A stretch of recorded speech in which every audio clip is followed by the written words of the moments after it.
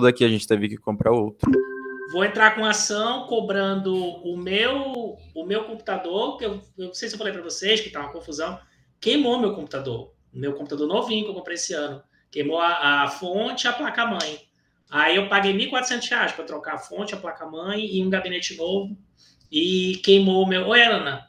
E queimou o meu no-break também. Aí eu tô esperando para ver se eu pego na garantia um no-break novo.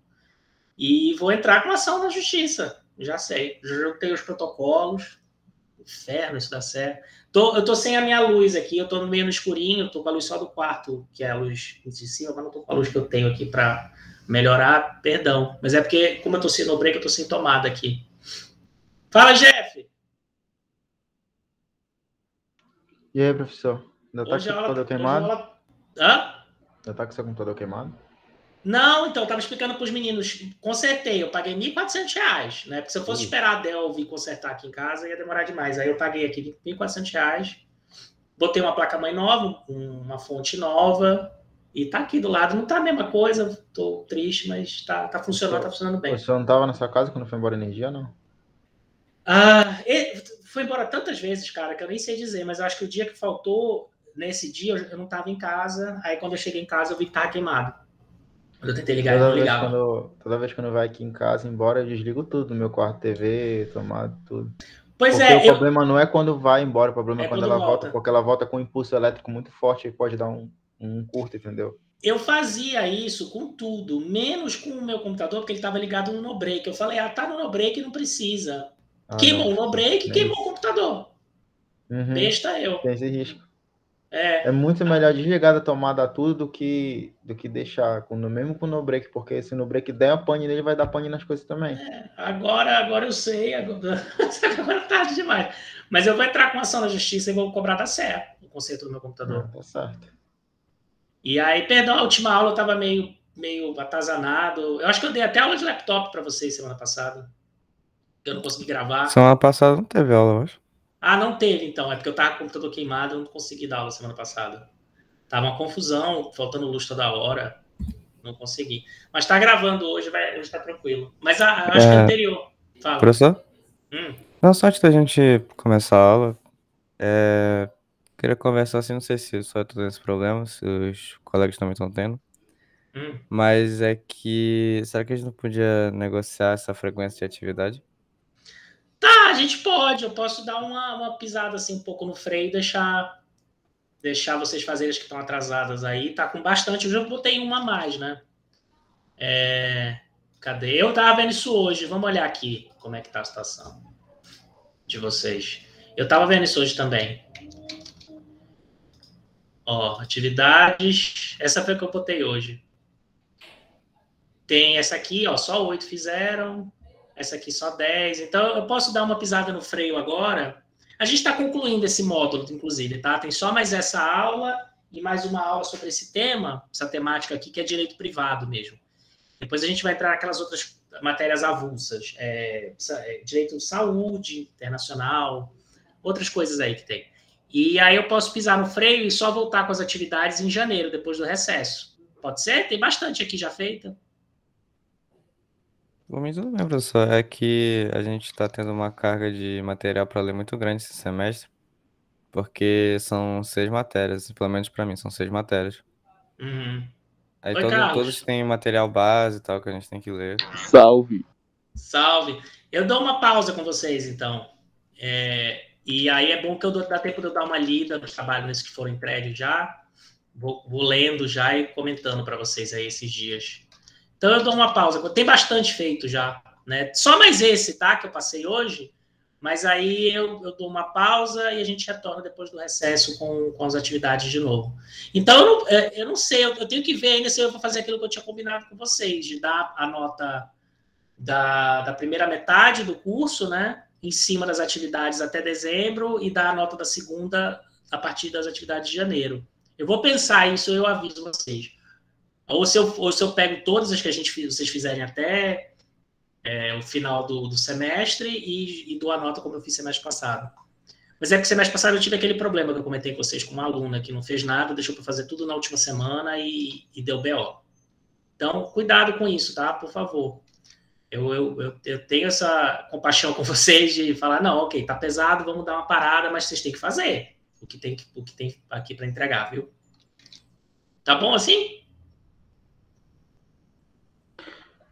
Beleza, professor. Então tá. Mas façam esse aqui que tá para fazer ainda e os demais. Que mais? No mais, vocês estão me vendo bem, né? Tô sem internet aqui, tô usando a internet do meu celular, então se cair, vocês me avisam. Tô animado, porque eu tô indo bem no concurso. Saiu o resultado da prova escrita. Vão entrar 2 professores, parece. Possivelmente o professor Miguel, não sei se vocês tiveram aula com ele, que ele foi professor substituto aqui. Ele está fazendo o pós-doutorado dele lá no Rio de Janeiro, ele é da geografia. E, se tudo der certo, eu também. Né? Mas falta a prova oral ainda, faltam outras fases aí. Vamos seguir com a matéria. A gente estava em direito de família, a última aula que a gente discutiu foi direito de família, casamento internacional, né? Quando as pessoas moram em 2 países diferentes, como é que o direito brasileiro lida com isso daí? A gente discutiu o conceito de domicílio do casal, que é diferente da regra internacional no direito de outros países, e em tratados que o Brasil assina, tá? Que a regra é a habitualidade, o critério da habitualidade. Aqui só para dar uma relembrada para vocês.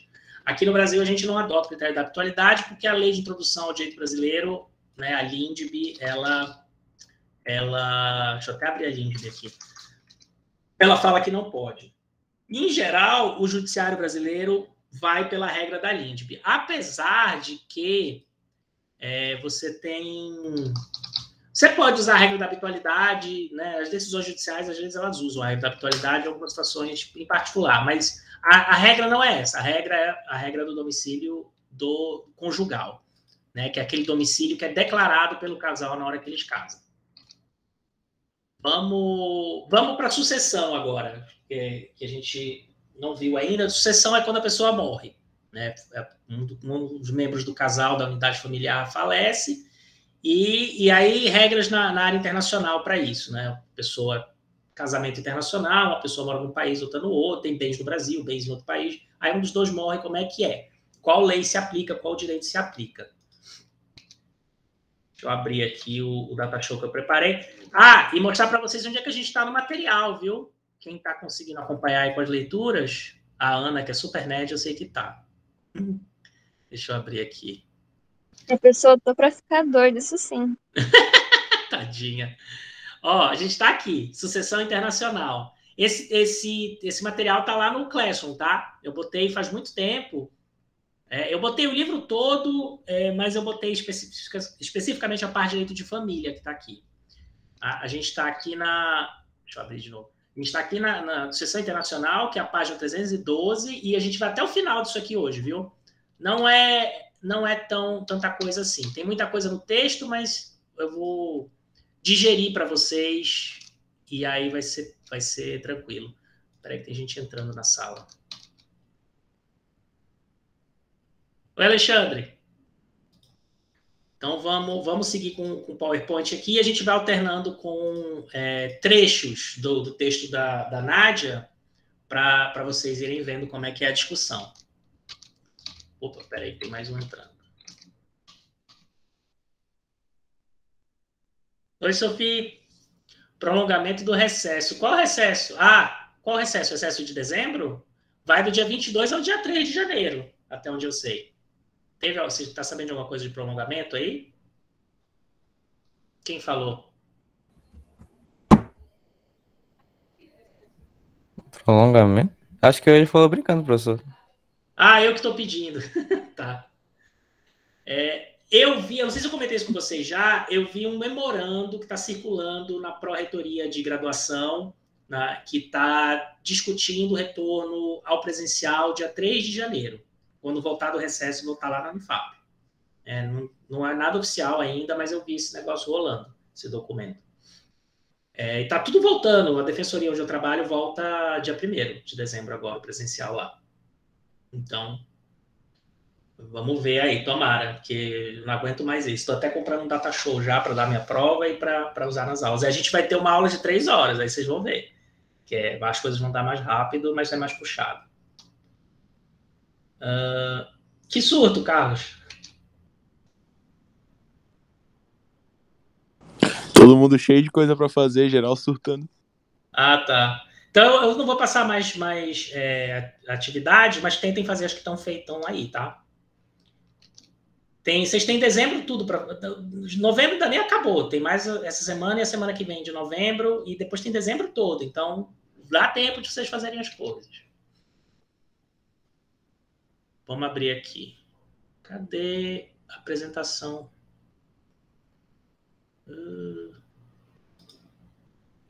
Apresentação de slides do começo. Eu ponho isso aqui para vocês lá, tá? Se vocês quiserem. Sucessão. Sucessão é como a gente chama quando morre alguém na unidade familiar. Então, esse aqui é o conceito importante de direito civil, que é a ideia de abertura de sucessão. Quando a sucessão se abre, quando se abre o direito dos herdeiros de herdarem, quando esse direito começa, tá? Esse direito começa com o falecimento do decujus. O decujus é o morto. Né? Quando a pessoa morre, no momento que ela morre, abre-se a sucessão. Essa é a expressão que a gente usa. Quer dizer o quê? Quando a pessoa morre, imediatamente aparece o direito de herança. Para todo mundo que está com direito de herança nessa história. Né? Aqui um conceito importante de direito internacional é qual é a regra que vai reger o direito da sucessão, né, no âmbito internacional. Sempre aquela discussão, como é uma coisa internacional, a gente não sabe se é o direito brasileiro ou o direito de outro país. Qual é a regra? A regra é o domicílio do decujus. Muito parecido com a coisa do casamento. Que o que rege o direito do casamento é o domicílio do casal, o que rege o direito da sucessão é o domicílio do decujus, o lugar onde ele tinha a casa dele. Não importa onde ele morreu, não importa se ele morreu no Brasil, no Canadá, na Argentina, no Japão, importa onde ele morava. O direito brasileiro vai entender que você vai aplicar a lei na hora de decidir quem vai herdar e quem não vai herdar, e quem vai herdar quanto, você tem que aplicar a lei do domicílio dele.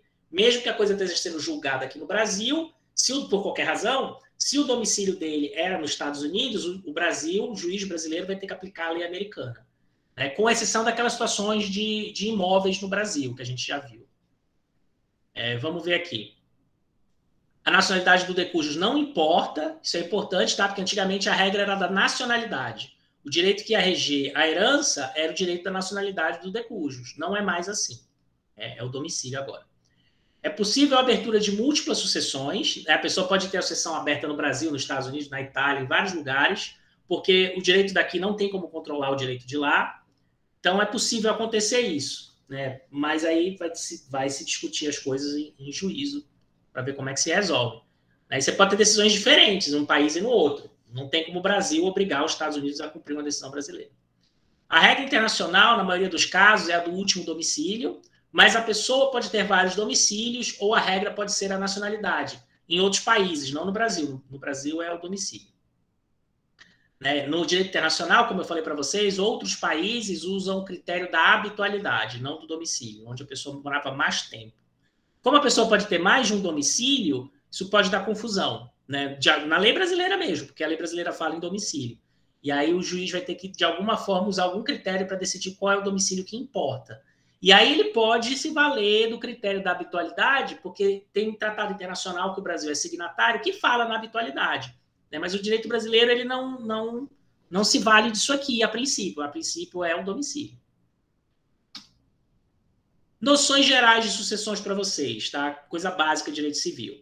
Existem na lei brasileira. A lei brasileira, ela admite dois tipos de sucessão, dois tipos de direito de herdar. O direito de herdar ele vem de duas fontes do direito brasileiro. Vem da chamada legítima, que é o que está na lei, a regra legal de herança, né? Quem é que herda o quê, tem na lei brasileira.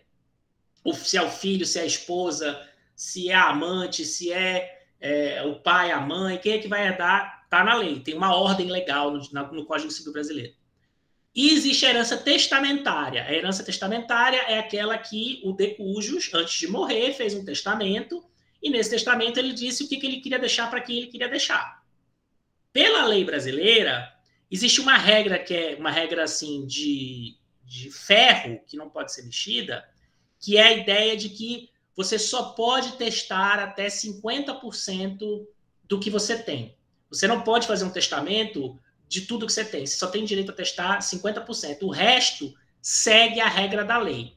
Então, se você tiver um testamento, 50% do que você tem vai seguir o testamento. Os outros 50% vai seguir a regra da lei. Né? É muito difícil ter testamento no Brasil, as pessoas não costumam testar aqui, 99% das sessões não tem testamento. Gente muito rica só que costuma testar, mas mesmo assim eles não podem passar dos 50%. Tá? É nulo um testamento que vai além disso. Testamento no Brasil tem uma formalidade muito restrita. Está no Código Civil, como é que você tem que fazer o testamento, quantas testemunhas tem que ter, se tem que ir no cartório, se não sei o quê. Tem toda uma regra lá que não interessa muito para vocês aqui. Mas é uma regra muito forte. Não existe um testamento que o cara pegou no leito do hospital ali, escreveu no pedaço de papel e escondeu, ou só mostrou para... Não existe testamento secreto no Brasil. Tá? Então é diferente da regra de outros países. E isso pode gerar problema, porque se a lei que vai ser aplicada à sucessão é a lei brasileira, ela tem que seguir isso aqui. Se é a lei de outro país, aí a gente vai ver que vai dar problema. Tem alguns critérios, mas a gente vai chegar nessa parte. Mas, a princípio, se é a lei de outro país, pode ser que tenha alguma alteração nessa regra de ferro aqui da lei brasileira. Tá? Então, só 50%. Os outros 50% não pode. Um outro detalhe, que a gente vai discutir mais para frente nos slides, mas eu já quero adiantar para vocês. De novo, aqui vai aparecer aquela distinção entre lei que se aplica ao ato, a formalidade do ato, versus a lei que vai se aplicar à materialidade do ato. O que isso quer dizer? No casamento, lembra que a gente discutiu que a lei que vai se aplicar ao casamento, a constância do casamento, vai ser a lei do domicílio do casal. Mas a lei que vai se aplicar ao ato de casar, a cerimônia, né, quantas testemunhas precisa ter, se você precisa fazer a habilitação antes ou não. No Brasil, casar é um negócio que dá trabalho, demora, você tem cartório, se habilitar, não sei o quê. Nos Estados Unidos, não. Você vai em Las Vegas, em 5 minutos você está casado, se quiser. Né? Tem uma formalidade diferente lá da formalidade daqui.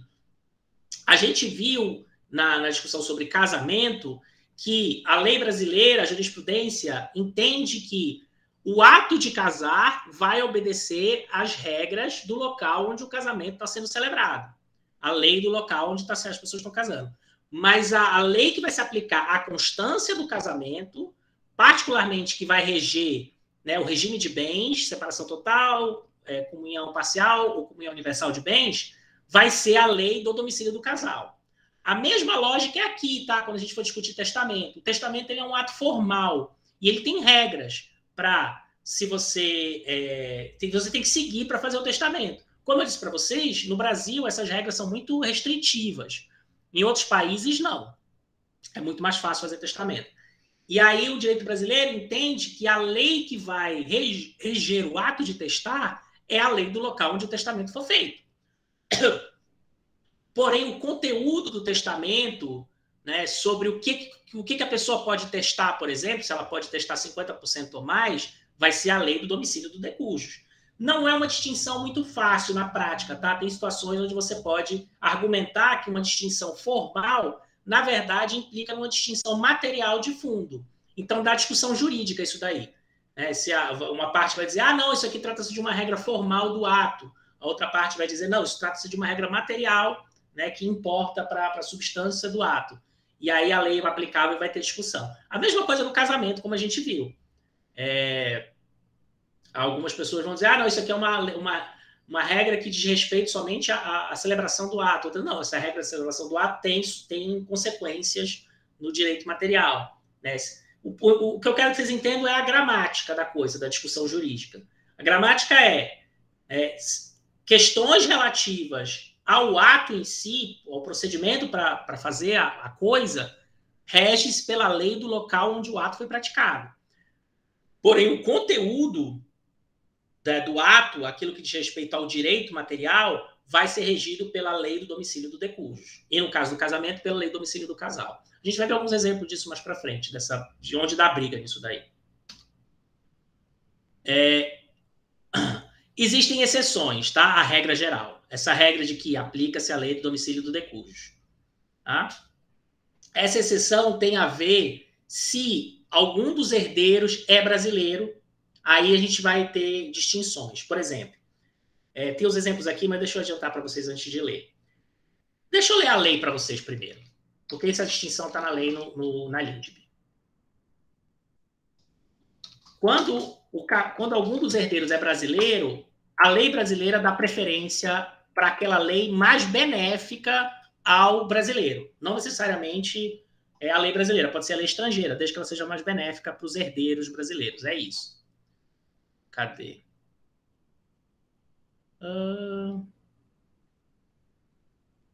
Tá aqui.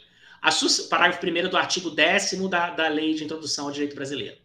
A sucessão de bens de estrangeiros situados no país será regulada pela lei brasileira. Ah, não, essa aqui é a parte dos bens situados no país. Que é aquilo que está no CPC também, que a gente já discutiu. Sempre que tem bem no Brasil, vai ser regido pela lei brasileira. Em relação aos bens só. Não é isso. Cadê? Não, eu acho que é essa parte, sim. Vamos seguir aqui nos slides que vai ter o artigo da lei. Vou aos exemplos aqui. Então, a regra é o domicílio do decujus. Vai se aplicar a lei do domicílio do decujus. Exceção, se o cônjuge ou os descendentes brasileiros, se tiver cônjuge ou descendentes brasileiros, aí vai aplicar-se a lei mais benéfica e, a princípio, a lei brasileira. Então, se a pessoa deixou filhos brasileiros, na hora de decidir qual vai ser a lei aplicável, a regra é o domicílio do cara, mas se a lei brasileira for mais benéfica para o brasileiro, vai se aplicar a lei brasileira. E se a lei estrangeira for mais benéfica para o brasileiro, mesmo que o cara tivesse domicílio no Brasil, vai se aplicar a lei estrangeira. O critério aqui é qual é a mais benéfica para o herdeiro brasileiro. Então, essa é a exceção, tá? Botei 2 exemplos aqui. Exemplo 1. Falecimento de pessoa domiciliada no estrangeiro com bens imóveis no Brasil. Aplica-se a lei brasileira aos bens situados no Brasil. Caso a pessoa tenha cônjuge ou descendentes brasileiros e a lei brasileira for mais benéfica. Se não, aplica-se a lei estrangeira. Por quê? Porque o cara era domiciliado no estrangeiro. É esse artigo mesmo. Ó. Parágrafo 1º. A sucessão de bens no estrangeiro, de estrangeiros, tem alguém querendo entrar, peraí. Yasmin! Chegou agora. Ó, o que diz? A sucessão de bens de estrangeiros situados no país será regulada pela lei brasileira em benefício do cônjuge ou dos filhos brasileiros ou de quem os represente, sempre que não lhe seja mais favorável a lei pessoal do decujus. Ou seja, o critério é qual é a lei mais benéfica para o brasileiro, na hora de saber qual lei você vai aplicar a sucessão dos bens. Vou voltar para os slides. Exemplo 2. Falecimento de pessoa domiciliada no Brasil, diferente da primeira, que era no estrangeiro, isso aqui domiciliada no Brasil, com bens no estrangeiro, aplica-se a lei brasileira somente aos bens localizados no Brasil. Os bens localizados no estrangeiro sempre tem aquela discussão e aí aplica-se a lei estrangeira, porque o Brasil não consegue mandar no território de outro país. Vamos olhar esse exemplo que tem na página 317 aqui. Deixa eu ver o que o Carlos falou. Tem até uma briga entre as filhas do Gugu e o resto da família, porque elas... esse tipo de briga, exatamente isso daí. A discussão é essa. Tem que ver o caso para saber o que eles estão alegando exatamente, mas é por aí que sai a bronca mesmo. 317.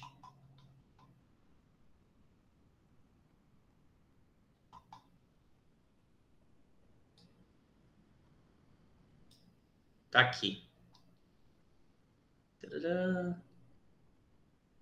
O STJ decidiu o caso em que a sucessão se deu no Brasil, mas posteriormente os sobrinhos souberam que a tia, irmã de seu falecido pai, herdaram um bem situado na Alemanha na sua totalidade, sem que a parte de seu pai lhes tivesse sido comunicada. Os fatos remontam a 43, quando os avós de sua tia e seu pai fizeram um testamento conjuntivo. O STJ debruçou sobre a validade do testamento, conquanto não conhecido no Brasil, com relação ao domicílio do autor da herança, que, segundo o artigo 10 da LINDB, seria o Brasil. Então, o autor do cara... Desculpa, o cara era... Autor da herança é o falecido, tá?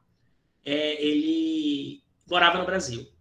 Entendeu o STJ que os outros elementos de conectividade deveriam prevalecer no caso concreto. Em suma, o STJ entendeu o quê? Efetivamente, a existência de imóvel situado na Alemanha, bem como a realização de testamento nesse país, são circunstâncias prevalentes a definir a lei que rege o local. Caramba. Deixa eu diminuir isso aqui, que está muito... A lei que rege o local. Lex recita é a lei que rege o local. Como a regente da sucessão relativa ao aludido bem, e somente a ele, ressalta-se, afastando-se assim a lei brasileira de domicílio da autora da herança. Será, portanto, herdeiro do aludido imóvel quem a lei alemã disser que o é. Tudo isso aqui para dizer o quê? Apesar do cara ter domicílio no Brasil, no caso do imóvel localizado na Alemanha, vai se aplicar a lei alemã. Né? É só para dizer isso. Então, será, portanto, herdeiro do aludido imóvel quem a lei alemã disser que o é. Porque o imóvel está na Alemanha e o Brasil não consegue decidir coisas sobre imóvel na Alemanha, assim como o Brasil não costuma aceitar decisões de outros países sobre imóveis situados no Brasil, por aquela regra do CPC que a gente viu nas primeiras aulas, e tem na LINDB também uma regra parecida. E segundo a decisão exarada pela justiça alemã, em que se reconheceu a validade e eficácia do testamento efetuado pelo casal, em 43, durante a Segunda Guerra Mundial, a demandada é a única herdeira do imóvel situado naquele país. Tá? A lei brasileira não aceitaria que fosse dessa maneira, porque a lei brasileira não aceita um testamento que deixe tudo para uma pessoa só. Mas aqui aplicou-se a lei alemã porque o bem estava em outro país. É só para mostrar isso para vocês. Vou voltar aqui. Decisão do STF. Tem uma decisão do STF aqui em cima também.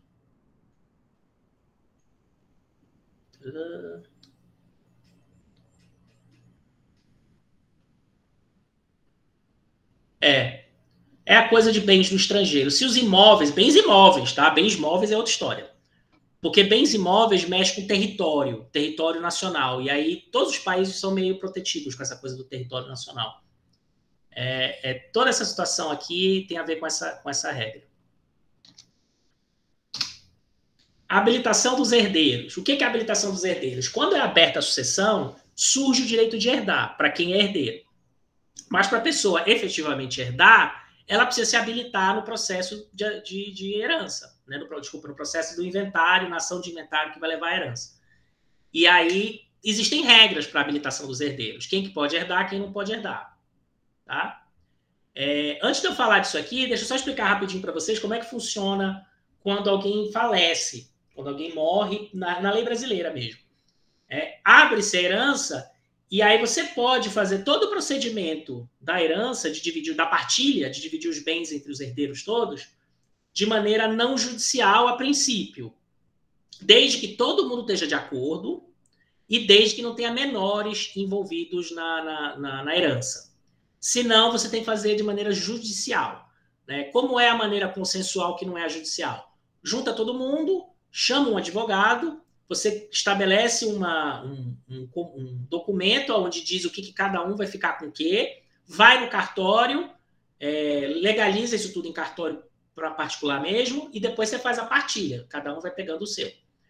Quando tem menor ou quando tem briga, né, aquela coisa, é meu, não, isso aqui é meu, esse terreno é meu, a casa é minha, o carro é meu, aí quando dá briga, tem que ir para a justiça. Quando vai para a justiça, chama ação de inventário. Tá? Uma ação judicial, aí o juiz que vai organizar essa bagunça toda. É ele que vai decidir. E aí, nesse processo, ocorre a habilitação dos herdeiros. Tem uma discussão sobre a lei que vai reger a habilitação dos herdeiros. Porque a lei que rege a habilitação dos herdeiros, a princípio, não tem necessariamente a ver com o de cujos. Né? Mas o direito brasileiro entende que a lei que rege a habilitação dos herdeiros é a do domicílio do de cujos. Né? Quem pode herdar e quem não pode herdar, e quais são os pré-requisitos que a pessoa tem que cumprir para poder entrar e se habilitar no processo da herança, é regido pela lei do domicílio do falecido, do de cujos. Né? Como tudo que a gente tem visto agora, a regra principal é a regra do domicílio do de cujos. Exceção, sempre exceção, é quando tem brasileiro na jogada, aí a lei que mais é benéfica para o brasileiro é a lei que se aplica.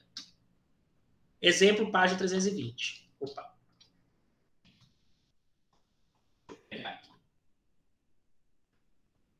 O STJ decidiu um caso sobre a condição de herdeiro. Tratava-se de uma sucessão de bens no estrangeiro, de bens de estrangeiro domiciliado no Brasil. A filha do falecido fora adotada na Espanha e lá domiciliada habilitou-se como herdeira necessária no processo sucessório aberto no Brasil. Né? O cara tinha domicílio aqui, o processo foi aberto aqui, a menina era adotada espanhola, ele também não era brasileiro, e aí ela veio se habilitar no processo da herança aqui no Brasil. A adoção, realizada na forma da lei espanhola, não concedia à filha direitos sucessórios. A lei espanhola faz uma distinção entre filho adotado e filho natural, pelo jeito, ou fazia, pelo menos na época desse caso aqui. E aí, portanto, ela não poderia ser herdeira pela lei espanhola. Aí vem a questão, qual é a lei que vai reger a habilitação da herdeira? Se for a lei brasileira, porque ele era domiciliado no Brasil, vai ser ela é herdeira pela lei brasileira, como a gente vai ver já, porque o Brasil não faz essa distinção, tá? Mas se entendesse-se que a regra que regeria o processo em relação a ela seria a lei espanhola, porque ela foi adotada na Espanha, ou seja, o procedimento de adoção foi feito na Espanha, então ela não herdaria. Deu para entender?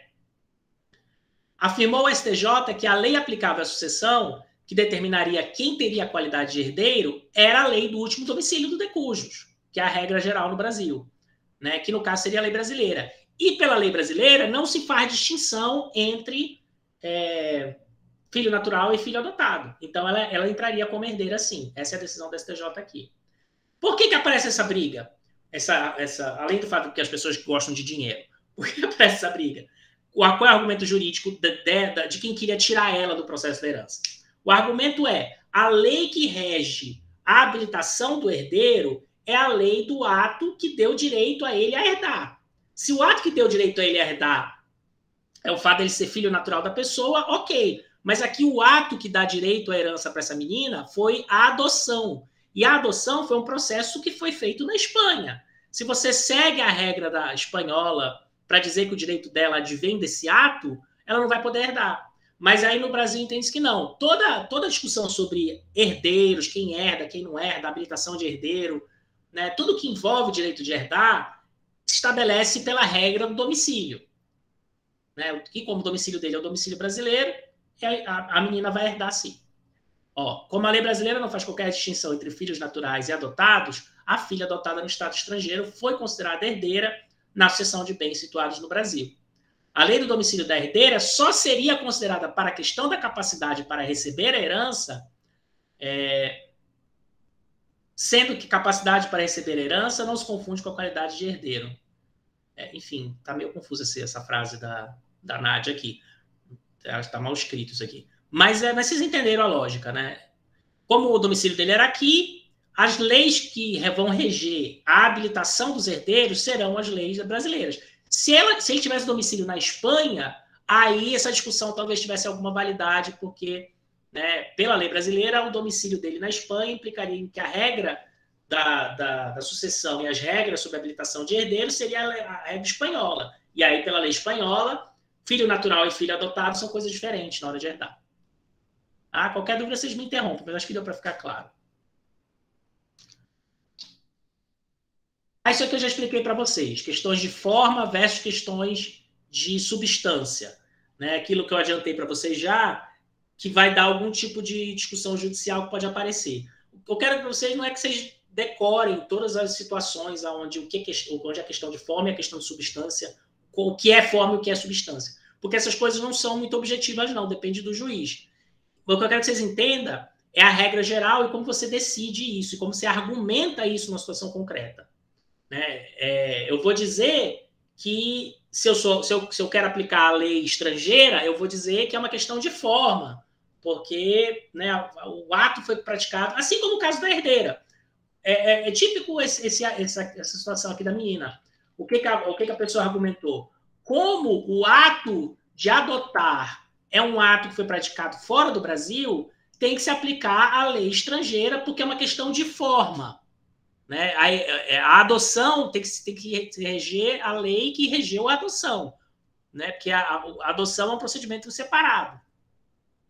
Né? E aí o STJ, naquele caso, disse não. De fato, a adoção é um procedimento separado, mas o direito de herdar é uma questão de substância, é uma questão de fundo mais importante. Portanto, aplica-se a regra brasileira naquele caso. Deu para entender? Vamos olhar esses exemplos aqui. 321 a 322, onde tem essa discussão forma versus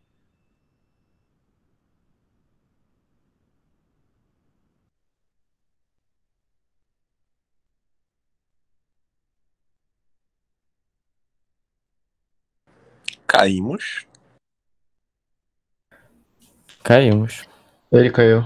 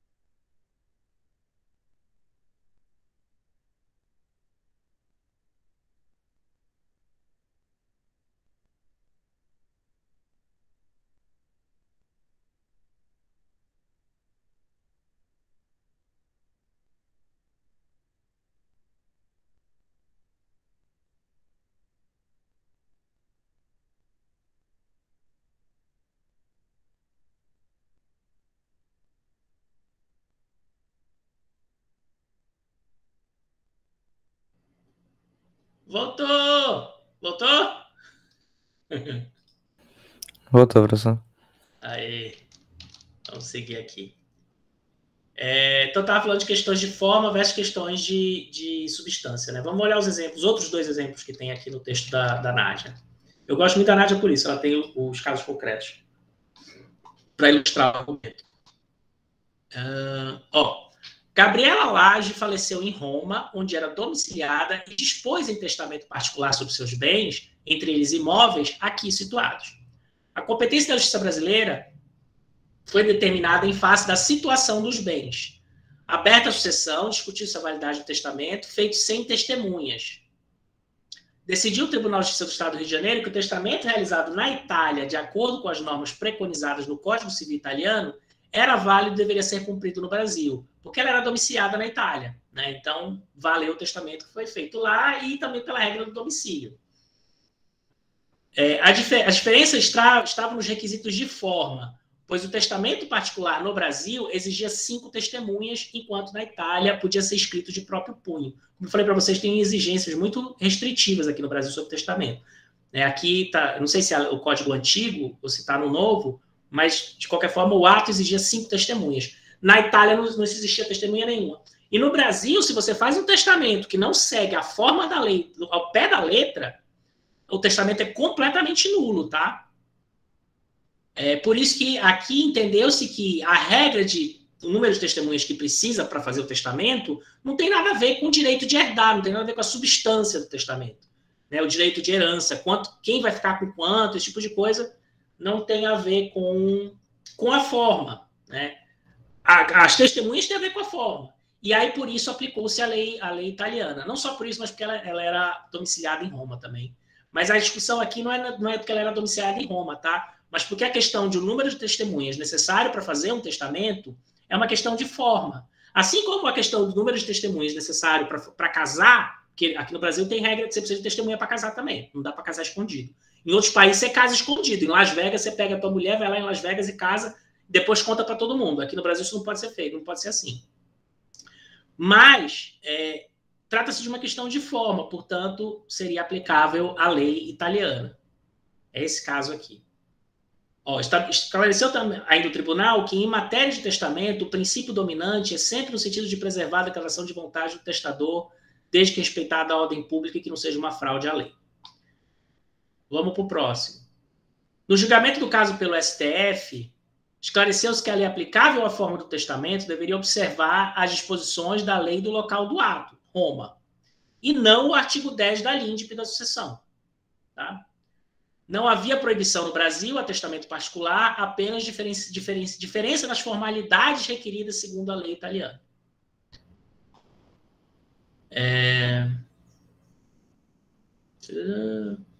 Esse é o exemplo. Tem mais um aqui, pequeno. O STJ também já asseverou a validade de testamento conjuntivo realizado no exterior, ainda que desconhecido da lei brasileira. E no bojo do pedido de homologação de sentença estrangeira, considerou válido o testamento hológrafo. Hológrafo é por vídeo, tá? Realizado no Brasil, isso aqui é complicado. Não pode muito, não. hológrafo realizado na Argentina e validado pelo juiz local sobre bem imóvel situado no Brasil. De destacar que os demais herdeiros na Argentina se manifestaram favoravelmente ao pedido da autora. Então, é só para ajustar para vocês essa discussão entre forma e substância. Isso aqui não é uma coisa muito objetiva, né? Tem coisas que é mais fácil você argumentar, que é uma questão de forma e não de substância. Por exemplo, número de testemunhas. Né? Mas uma questão relativa à habilitação de herdeiro, que também pode fazer uma argumentação de forma, como foi o caso da menina da Espanha, isso já dá uma zona mais cinzenta, onde fica mais difícil estabelecer. O importante é você saber argumentar tanto para um lado quanto para o outro e saber para onde é que vai a discussão. Para vocês aqui de RI. Acabou o testamento. Alimentos. Essa parte a gente já discutiu um bocado, então vai ser mais rápido, tá? É aquela discussão que eu fiz com vocês lá na parte de cooperação internacional, onde a gente viu o problema do sequestro internacional de menores e da cobrança de alimentos de pais que moram em países diferentes. Isso aqui é super comum, isso aqui talvez vocês encontrem na vida de vocês, né? Ou se vocês forem prestar concurso público na área de RI, algum concurso para cargo de analista ou técnico, isso aqui provavelmente cai questão relativa a alimentos, ou se vocês forem, por qualquer razão, trabalhar nessa área, na área privada, é muito comum. O pai mora num país, a mãe mora no outro, tem que cobrar alimentos, o filho da puta não está pagando, você tem que mandar cobrar. Quando é no país, é fácil, né? Entra no judiciário, manda oficial de justiça. Aqui no Brasil tem aquela questão da prisão, né? Se a pessoa deixa de pagar alimentos para a criança, ela pode ser presa. Se ela atrasar mais de 3 meses. Se ela atrasar mais de 3 meses, você pode pedir a prisão do pai. Ou da mãe, né? Que geralmente é o pai. Você pode pedir a prisão por alimentos. A gente até discutiu isso aqui em Direito Internacional Público, vocês devem ter visto, não sei se comigo ou com outro professor, a discussão da prisão do depositário infiel, que deu todo o debate sobre a validade dos tratados internacionais de direitos humanos que foram assinados antes da emenda 45, que estabelecia a prisão do depositário infiel. A lei brasileira estabelecia a prisão do depositário infiel, o Brasil é signatário do Pacto de São José da Costa Rica, que proíbe prisão civil por dívida, e aí o Supremo teve que decidir essa pendenga, mas tanto o Pacto de São José da Costa Rica quanto a lei brasileira abre exceção para prisão em caso de alimentos não pagos. Tá devendo para comida para criança, vai preso. Só para dar uma relembrada para vocês sobre esse assunto aqui. Então, isso aqui a gente discutiu muito antigamente, e até hoje, quando não tem tratado internacional, para você cobrar alimentos, você tem 2 vias. Ou você faz homologação de sentença estrangeira no STJ e depois vai para a primeira instância da Justiça Federal para cumprir aquela sentença, ou o mais comum, carta rogatória. Por quê? Porque processo de alimentos tem liminar. Liminar é aquela medida que o juiz decide, mas que não é uma sentença. Não é uma decisão definitiva, é uma decisão provisória. Decisão liminar, você não faz homologação de sentença, porque não é sentença. O próprio nome está aí, homologação de sentença estrangeira. Decisão liminar não é sentença. Então, para você cumprir uma decisão liminar, você faz via carta rogatória, de um país para outro. O juiz lá da Argentina manda uma carta rogatória aqui para o Brasil para ser cumprida aqui na Justiça Brasileira. Esse procedimento também é muito lento, tanto a carta rogatória quanto a homologação. Quando você não tem tratado internacional, e antigamente, que só tinha isso, você fazia tudo via carta rogatória. Era demorado. A gente já viu que hoje em dia foram criados vários instrumentos de cooperação internacional. Tem o Tratado de Nova York, eu acho que no texto ela cita, tá? Vários tratados que tratam desse assunto aí. O Mercosul tem tratado sobre esse assunto, os países do Mercosul todos têm.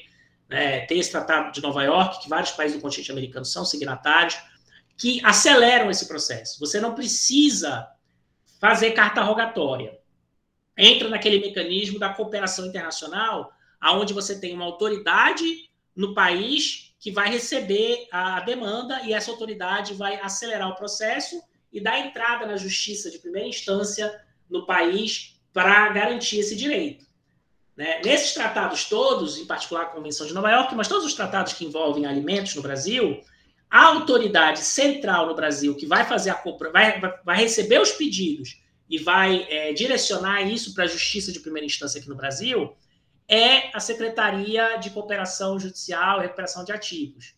que a gente já viu. Eu botei aqui Autoridade Central PGR, porque na hora que eu fiz esse slide eu estava olhando... vou até botar aqui. Hoje em dia é a...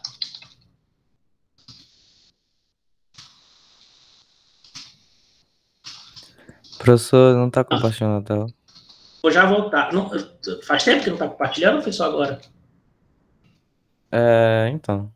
Deixa eu botar aqui, peraí. É que tinha caído a internet desde aquela hora que não tá compartilhando. Deixa eu abrir aqui de novo os slides. Pronto. Então, estamos vendo aqui a discussão de alimentos, né? Mas não tinha muita coisa na tela não, viu? Era só essa introduçãozinha aqui. Que eu estava falando para vocês que, né, a homologação de sentença estrangeira ou carta rogatória, que era um mecanismo antigo e ainda é um mecanismo quando você não tem tratado. Mas a maioria dos casos, hoje em dia, envolve tratado. Por quê? Porque a maioria dos países que o Brasil tem relação, que tem situações desse tipo, vão pela cooperação internacional, vão pelo tratado. E aí o tratado, todos os tratados, e o mais importante deles é a Convenção de Nova York, estabelecem autoridade central nos países todos, e essa autoridade central vai receber o pedido, um pedido judicial sempre, tá? Pelo tratado mesmo que fala isso, a autoridade judicial no país onde mora a pessoa que está cobrando os alimentos vai expedir uma ordem de pagamento de alimentos. Então, a mãe e o filho moram na Argentina, o pai mora no Brasil. Aí a mãe entra na justiça argentina para pedir uma liminar obrigando o pai a pagar os alimentos que ele está devendo e não está pagando. Só que o pai mora no Brasil. Ela consegue se eliminar e aí, imediatamente, através do Ministério das Relações Exteriores na Argentina, sei lá como que vem a coisa de lá, mas ela vai mandar de lá para cá para o Brasil e aqui no Brasil vai ser recebido pela Secretaria de Recuperação de Ativos e Cooperação Internacional que a gente viu nas aulas passadas. Antigamente era o Ministério Público Federal, tá? Era o PGR, Procurador-Geral da República. No livro da NAD ainda fala em PGR. O tratado não especifica, o tratado fala que tem que ter uma autoridade central. Quem vai dizer que a autoridade central é o direito do país, né? Onde está o direito de cada país. Aqui no Brasil, até um tempo atrás, era o PGR, o Augusto Aras, hoje em dia. Não é mais. É a Secretaria do Ministério da Justiça. Tem um tempo já isso. Então, vai chegar o pedido na Secretaria, aqui no Brasil, né, nível federal. Essa Secretaria vai repassar o caso ou para o Ministério Público Federal ou para a Advocacia da União, né, não sei exatamente quem, mas um dos dois. E esse ator vai entrar na Justiça de primeira instância direto. Na Justiça Federal de primeira instância. Aonde mora o filho da puta. Aí ele entra com a açãozinha na justiça aqui, pegando lá a sentença lá do outro país, entra com a ação na justiça de primeira instância, consegue do juiz brasileiro, que simplesmente referende aquilo que o juiz lá da Argentina já falou, né? O cara só vai checar a formalidade, se tem alguma coisa errada ali, se não tiver, e manda prender o cara aqui no Brasil. Ou manda penhorar os bens dele na justiça, ou manda cobrar ele, enfim. Ele vai ser acionado pela justiça de primeira instância. Justiça Federal, tá? Acionado por quem? Pela Defensoria Pública da União, pelo Ministério Público Federal ou pela Advocacia da União. Todos esses três atores têm capacidade de fazer isso daí. Mas quem vai organizar tudo, quem vai receber o pedido e direcionar é a Secretaria de Cooperação Internacional e Recuperação de Ativos do Ministério da Justiça, hoje em dia. Cada país tem a sua autoridade central. Eu anotei aqui alguma coisa na página 327, vamos dar uma olhada.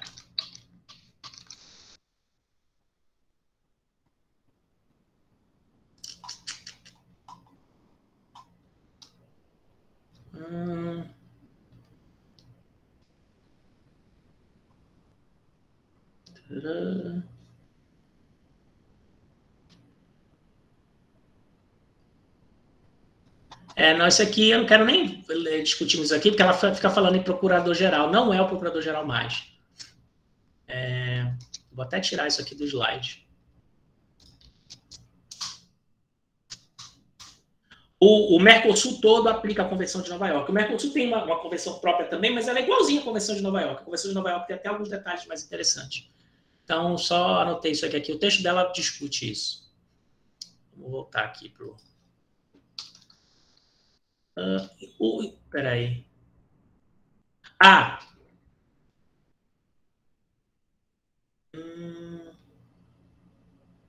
Isso aqui eu já discuti com vocês. Regra da aplicação da lei mais favorável ao credor de alimentos. Saber qual é a lei que se aplica à discussão sobre o devedor de alimentos. Porque tem uma série de regras. Até quanto você pode cobrar? O Brasil tem uma regra que é até 30% do que o cara recebe, em geral, você pode cobrar de alimentos. Enfim, qual o direito que vai ser aplicado? A regra é a lei mais favorável ao credor de alimentos. A lei brasileira sempre favorece a criança, tá? E os tratados internacionais também. Prisão civil por dívida, a gente já discutiu. É possível. Você pode mandar prender de um país para o outro. Pela lei brasileira. Conflito do artigo 13 na Convenção na homologação, Sistema de Homologação da Constituição Federal. O que é isso? Deixa eu abrir a convenção aqui.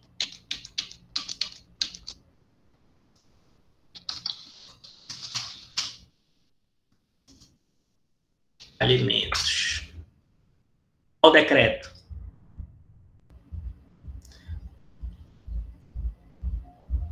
Será que caiu a internet? Não está abrindo? Vocês estão me ouvindo? Sim. Aqui. Artigo 13. O que é a bronca do artigo 13 que eu anotei aqui?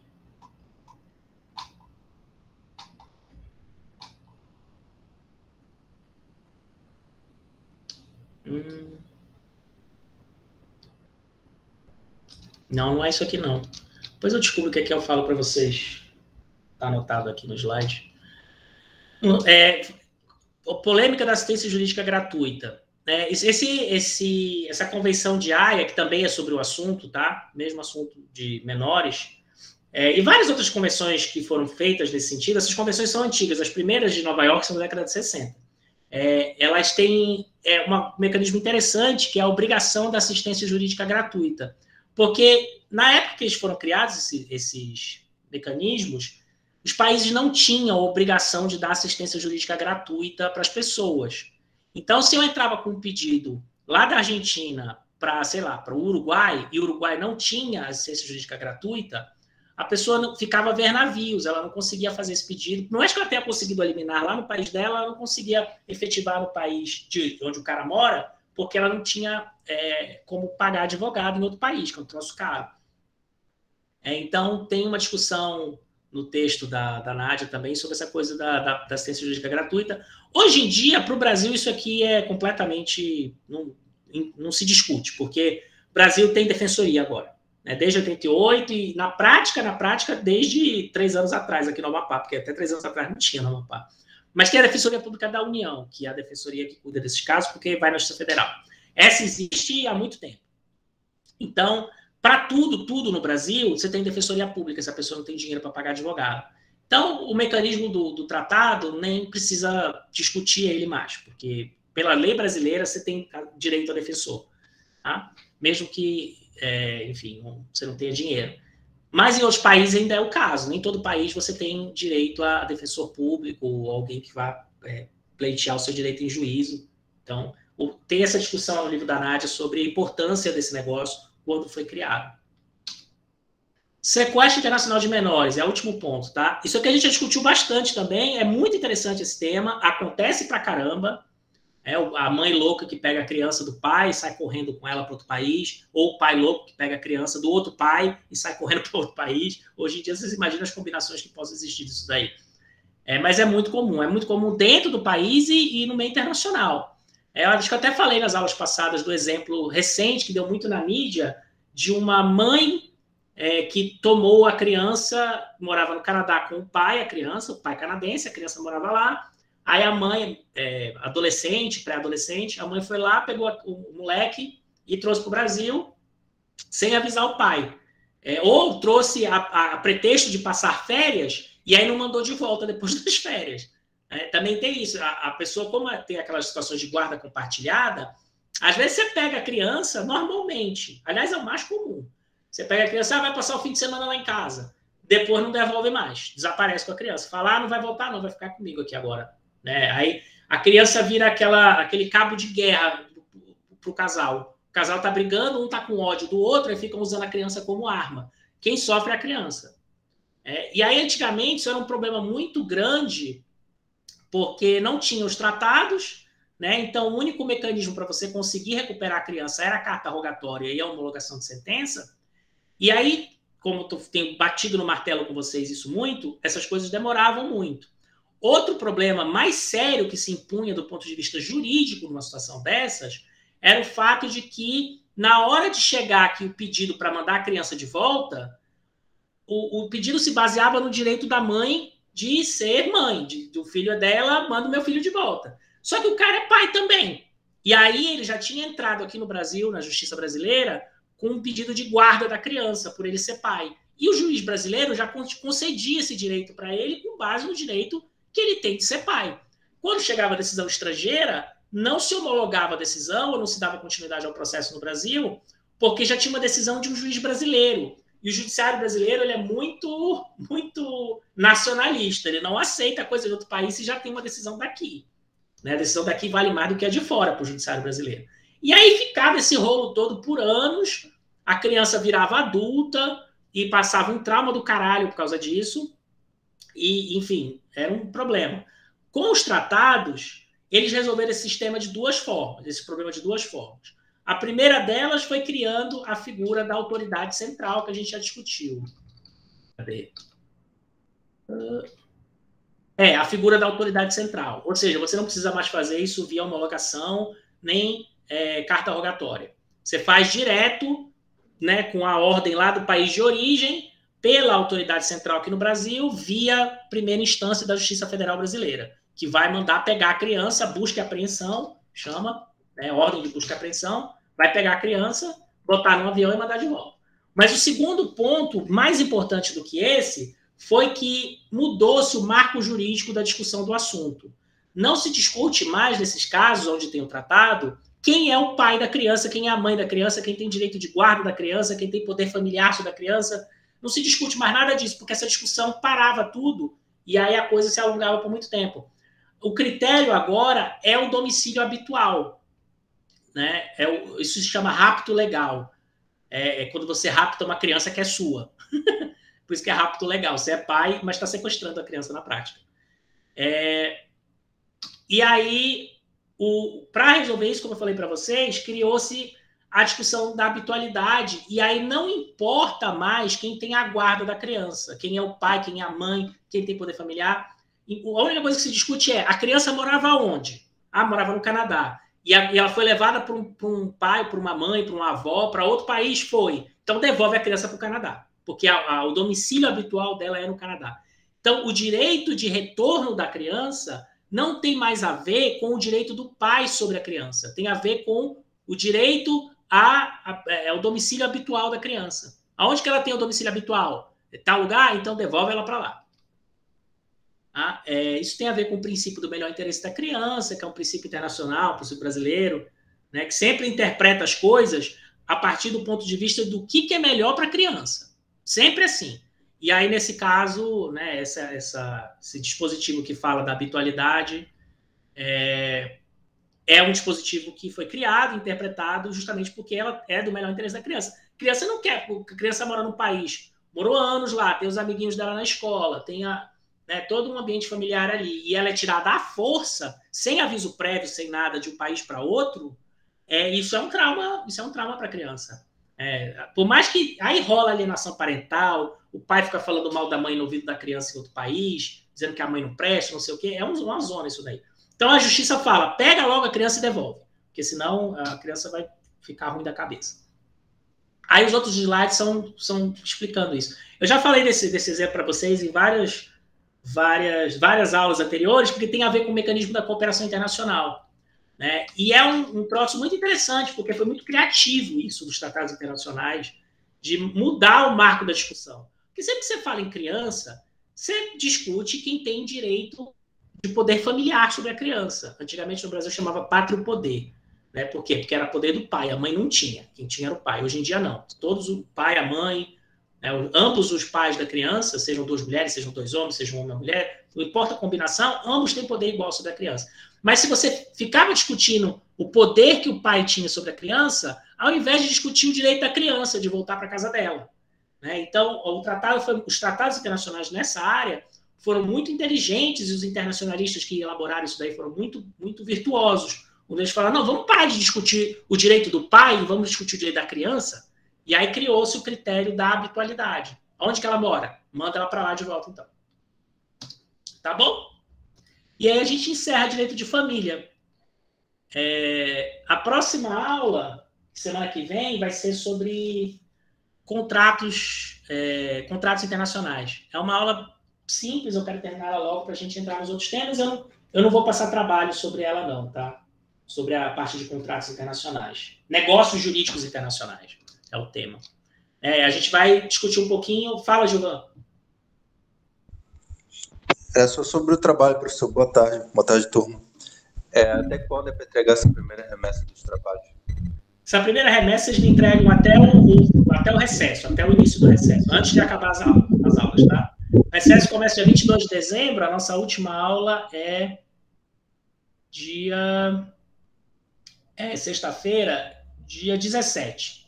Então, todos os trabalhos que estão aí no Classroom até agora, eu quero prontos até o dia 17. Eu não vou passar mais nenhum, tá, Gilvan? A pedido do pessoal é que vocês estão muito sobrecarregados. Então, façam as resenhas que tem aí, eu vou ler elas com calma na hora que eu for passar. Aí eu só não decidi ainda se eu vou fazer daquele jeito que eu falei. Já dá a nota da primeira avaliação com base nas resenhas que tem prontas até agora. E aí a nota da segunda avaliação eu dou a partir de janeiro, das que foram feitas em janeiro para frente. Mas por via das dúvidas, a gente entrega em tudo até o dia 17. Tá bom? Tá bom, professor. Obrigado. De nada. Dúvidas sobre o tema? Eu sei que direito é meio chatinho, mas é interessante também ver as interpretações judiciais, como é que elas vão se construindo e para onde é que vai o debate, para onde é que vai a conversa. Eu gosto, pelo menos. Não, mas não é minha área preferida, tá, para dar aula. O mais legal, eu gosto de falar de política e tal. Professor? Fala, André. No caso de não haver como um acordo entre os herdeiros, assim, da pessoa falecida, e ter necessidade de criar um inventário, se a família inventário, não puder arcar... só fazer uma pausa rápida. Inventário tem sempre. É que o inventário pode ser judicial ou pode ser feito de consenso. É que a ação judicial chama ação de inventário. Continua. Ok. Mas, assim, se houver necessidade de levar isso para a justiça e a família em si não tiver condição de pagar um advogado e tal, a defensoria... Defensoria. Te respondi a tua pergunta que eu te interrompi? Se não tem condição de pagar, a Defensoria Pública. É a área mais movimentada da Defensoria Pública. Em geral, é estadual, viu? Quando é internacional, quando as pessoas moram em vários países, é a Defensoria Pública da União. Mas, em geral, a Defensoria Pública estadual. Eu trabalho lá, inclusive, né? Aqui na do Amapá. É a área mais movimentada que tem. É o que mais tem é direito de família. Sucessão e separação, briga de casal. Assim, metade de tudo que a Defensoria faz é isso. O resto é criminal e as outras coisas. Fala. Mas aí se a defensoria precisar representar duas pessoas que estão em... Dois defensores diferentes. Acontece muito. Okay. Não pode ser o mesmo, porque cada um vai para um lado. Obviamente. Mas é super legal isso. A gente chega pra caramba, caso assim, né, um defensor representa um, outro defensor representa o outro, e eles não se falam. Eu canso de receber, às vezes, eu trabalho no civil agora, eu não estou na família, mas a mesma situação acontece no civil. Você recebe uma parte, as duas são representadas pela defensoria. Aí me liga a pessoa da outra parte errada, cai para mim para eu conversar com ela. Eu falo, não posso te falar nada, não posso te dar informação nenhuma, eu vou te transferir para a área porque eu não posso nem estar conversando contigo. Então tem uma cortina de ferro aí entre os defensores e entre as assessorias para não haver esse tipo, para não dar problema de conflito de interesse aí, tá? Mas dois defensores diferentes, é assim que se resolve. Ok, entendi. Obrigado. Então tá, senhores, espero que vocês tenham aproveitado e, né, botem pressão aí para dar conta das coisas antes do final do recesso. Eu não vou passar mais nenhuma, tem bastante lá, e aí quando eu for juntar todos de vocês, eu dou uma lida antes de passar a nota, tá? Abraços!